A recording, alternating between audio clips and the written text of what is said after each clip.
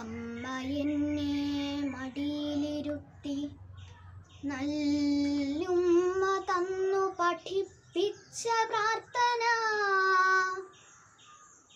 ഏറെയെല്ലാം മറന്നു പോയെങ്കിലും ഓർമ്മയിൽ ഉയിരാകുമീരടി.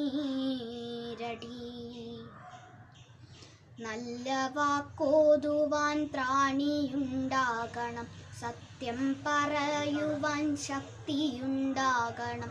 നല്ല വാക്കോതുവാൻ ത്രാണിയുണ്ടാകണം, സത്യം പറയുവാൻ ശക്തിയുണ്ടാകണം.